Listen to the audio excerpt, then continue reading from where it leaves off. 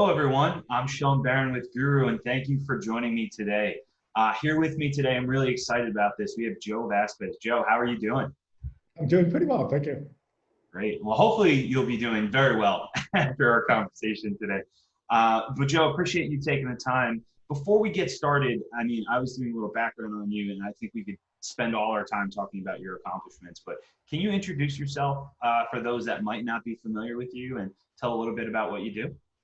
Yeah, absolutely. So my name is Joe Vasquez. I am a native New Yorker, born and raised, and ended up in California to go to Stanford for undergrad. And I am a first generation or first generation in my family to go to college. I'm also deaf, hard of hearing, and I am Latino in terms of heritage. And all of these things make up the unique story of me. And one of the things that I try to do when I'm going throughout my life is to listen to everyone's unique stories because all of us are special, all of us are important, and all of us have the opportunity to create a unique impact on the world. So I'm really excited to have this conversation to share a little bit about my story and also to meet all of the wonderful students who are using the Gooroo platform. Oh, thank you so much, Joe. I appreciate that. So what I find interesting is you mentioned before you're first generation college graduate. You've done a ton of work with startups. You're the founder and CEO of the Human Potential. And then when you were at Stanford, you actually studied and got your degree in atmosphere and energy engineering. Is that correct? Exactly. So when I went to undergrad at Stanford, I didn't really know exactly what I wanted to do, but I oftentimes looked at maps, just like the map that you have right behind you. And realized, I realized that maps are not just an image, but it represents an amalgamation of cultures, of people, of communities all coming together. And when I heard time and time again that that map, our planet Earth, is potentially being threatened by things that we're doing, whether it's burning fossil fuels, driving cars, or a whole host of other activities, I felt like it was my responsibility to try and learn more about it, but also to try and fix that. So I started studying atmosphere and energy engineering, which was twofold. One, it was understanding climate, understanding how all that science works behind the atmosphere, the energy, and solar panels, and other types of renewables, but also the policy piece.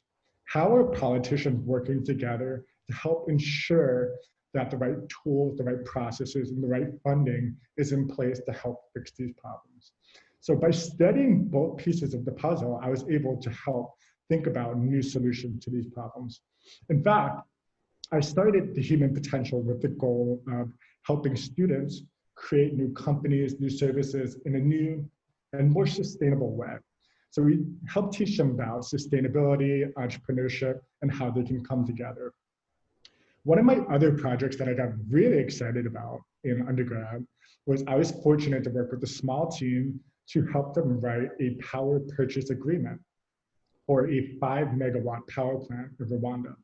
And it was actually at a low income orphanage for students or for children that didn't have money, didn't have families. But we created this 5 megawatt power plant to help them breathe cleaner, healthier air. So while I'm not necessarily doing anything in the renewables or sustainability space, I've taken a lot of really powerful learnings away from the idea that we all need to come together to collaborate, to listen to each other, and do it in a sustainable and socially responsible way. And that's the core of my work, is community, creating positive impact in the world, and using technology in some way, shape, or form. That's fantastic. You work with a lot of startups. So when you're talking with startups, are you always trying to find those new ways where you can tie in your engineering background and that global consciousness with new ventures? And are there any out there that you've heard or any ideas that you're super passionate about and interested to see where that goes in the future? Yeah, absolutely. So I really love thinking about the future of work and the future of life. Oftentimes we have a tendency to define life and work as separate buckets. But the reality is the future of the world, life and work will slowly bleed more and more together, where people live to work but I want to create a world where people, or I'm sorry, people work to live historically, but I want to, create a world where people live to work. And they're doing things that they're passionate about every day. It doesn't necessarily have to be just about making money or, working the 9 to 5, but it is a nice blend of passion and purpose. So I'm actually working or advising a company called Skyhive. And Skyhive is an artificial intelligence platform to help companies better understand their employees.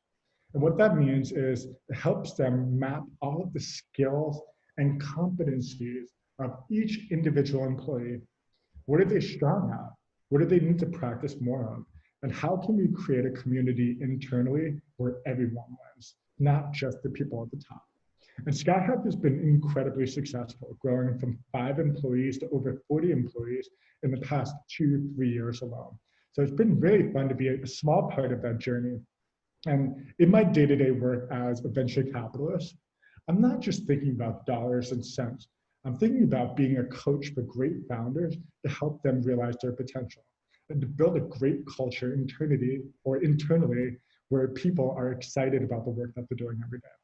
So for me, I don't necessarily work that 9 to 5, and I'm okay with that because I really love what I do.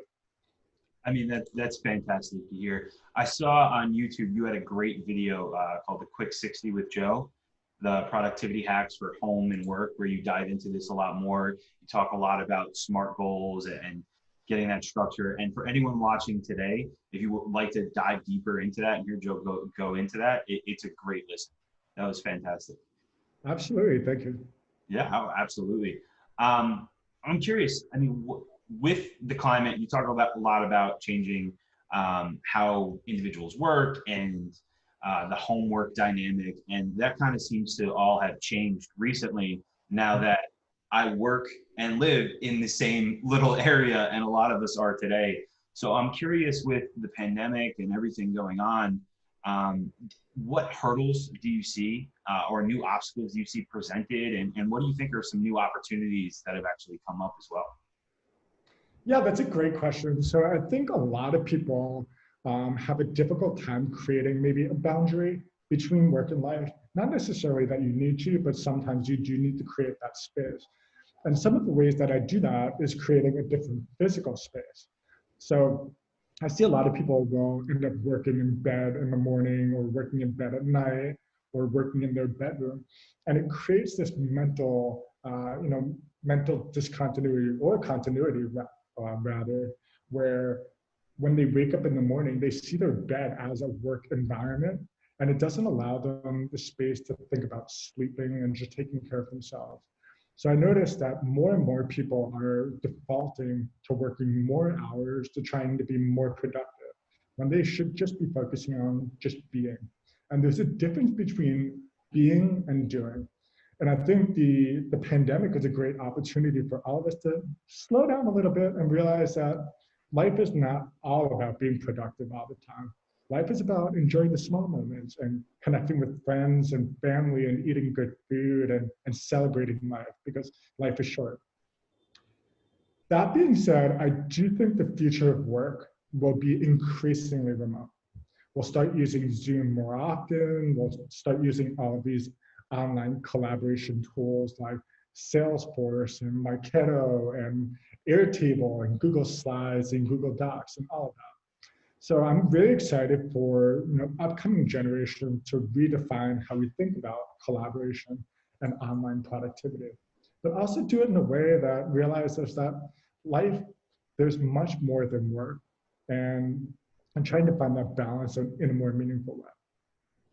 Absolutely. You've said in previous interviews, I think, that movement doesn't necessarily equate to progress. And I think perfectly ties in with what you're talking about. So to piggyback off that last comment you made with, being more remote, using more of these tools with Zoom and collaborative things online, where do you see education technology going in the next 5-10 years? Do you think there's any new tools that we're going to be using? Do you think it's going to be more digital? Like, what are your thoughts on that? Yeah, so the lights just turned off here. I'm going to go with it. and hopefully wave if this works. There Okay, you there we go. So one of my favorite quotes from Salman Khan, who is the founder of Khan Academy, he said that he sees the future of education as this. Currently, the paradigm is learning is fixed, or I'm sorry, time is fixed and learning is variable. And what that means is this, is that every student goes to first grade, second grade, third grade, but some students learn more, some students learn less. But that shouldn't be the way it is. I think the future of education will look something like this. Learning is fixed and time is variable. Now, what that means is that some students can learn the content faster than others. Some just might need a little bit more time, and that's perfectly okay. But the ultimate goal is that all students should learn roughly the same amount of content. Some students just might need a little bit more support to actually get it, and that's okay. So that's one thing. How can we create individualized education that's responsive to the needs of what students actually want? Another thing that I'm really excited about is culturally relevant and individualized education in a way that responds to what they're interested in. For example, I love sports. I love talking about hockey. I love talking about football, golf, baseball, all of it. So why can't we make my education tailored to things that I care about, like sports, or like art, or reading, or whatever? And I think it's important to make sure that education is responsive to what students are interested in and care about to keep them engaged in a meaningful way. And then the third thing, education is not just about remembering facts. Historically, education has been you memorize a times table, 2 times 2 equals 4, 1 times 8 equals 8, etc. And then you take a test, and that's basically the extent of your education. But the future of education is much more than that. It's about collaboration. It's about creativity. It's about critical thinking. It's about empathy, all of these soft skills that are really hard to measure. So how can we create a future of education that encapsulates all of those soft skills so that you could more effectively use those quantitative or facts or other skills that you've been taught your whole life? So I would say those are the 3 bigger trends that I'm excited about for the future of education. I'm curious what you see as sort of a roadblock for those trends. I know that, I mean, you were mentioning customized learning and each student being engaged with things that they're passionate about. I've been in education technology for a little bit, and I've seen a lot of different assessment tools come up to try to gauge how different students are doing based on different learning objectives and different outcomes, and being able to develop those personalized plans. But to achieve those goals and for that future, where do you see are some of those issues that those 3 main things could come up against? Yeah, absolutely. So as a former high school math teacher, I can say one of the biggest roadblocks is the lack of funding and resources provided to teachers that are working directly with students in classrooms. One of my first classes, I remember, I walked in, I saw the student roster, and it was 55 students on my list. It was incredible. It was a bilingual sheltered algebra class for students who had recently immigrated to the United States. And they were becoming naturalized citizens, and they were still struggling with their English skills. So a lot of them were struggling with English, but they had really high math skills. But because they couldn't access the content in English, they started falling behind in math. So there was a little bit of a disconnect between, are we actually evaluating them for their English skills or for their math skills? If I had more funding as a teacher, I would have had more supports, maybe instructional aids, maybe more printed content for my students, maybe laptops for each individual student. So there's a dire need for better paying teachers, but also making sure that they're not buying these resources for their students. The schools and the districts should be providing them. That's one of the biggest things. The other thing is there's a general movement to more decision-making control being at a local level. And I think there needs to be a better balance. Federal policy like Common Core and other types of standards should be designed and considered more at a higher federal level. But states and school districts can make more of the decisions around how to implement those standards. And when there's more decision-making or control at a district level, it doesn't create a unified system or way for collaboration for teachers in New York and California or Texas and Michigan. So I would say those are the two biggest things that come to mind right now. Thank you for sharing. Yeah. You've spoken a lot about assessing students and going through the education background. I'm curious to bring it back to your work with entrepreneurs. I mean, you work with a lot of startups, and then I'm sure you get pitched all the time, new companies, new ideas, everyone's excited. What qualities do you look for in CEOs, in founders, and you know, how do you sort of assess which startups you think are going to make it and which need to be sort of fine-tuned? I'll put it. Yeah, absolutely. So the first three things that come to mind are grit/resilience. Grit/resilience means if you fall down, are you able to get up quickly and try again? The second, I would say, is having a good heart. Are you giving? Are you kind? Are you caring and compassionate? And the third is, are you able to listen? Are you able to take feedback? Are you able to integrate it and learn from it in a meaningful way? So I think all of those three things are derivatives of each other, but they're the most important things for founders. The hard skills like a spreadsheet or financial modeling or creating an app store are all important, but if you don't have those foundational, caring, compassionate, great resilience skills, then everything else doesn't really matter. That's fantastic to hear. Yeah, I hear all the time that you know, failing is sort of a negative thing where it's like, oh, they failed, he tried, it didn't work out, and I think that goes right back to the grit. Someone who's willing to get up again, get knocked down, get back up, keep moving forward is actually something to be proud of and not something to shy away from. Yeah, absolutely. And you know, you've reminded me, one of the challenges of education right now is that many students are working towards a report card, high school diploma, a college degree. We're working for these pieces of paper at the end that say, hey, you've been successful. But I think we should change our mindset to celebrate more the act of progress, the act of trying, and the act of getting up time and time again. Because at the end of the day, there are some students who are able to take an SAT test and, you know, ace that SAT. But really, I think the most successful people are the ones who are working hard and studying and putting in the time. And even if they don't get it, they're waking up in the morning to try and figure it out. I think those people who really put in that effort should be celebrated a lot more.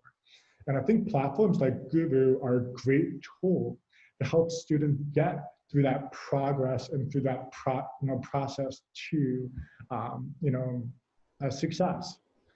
So for the students that are listening and for the parents that are listening to this, make sure that we're not just celebrating the end outcomes. We're also celebrating the journey to getting there.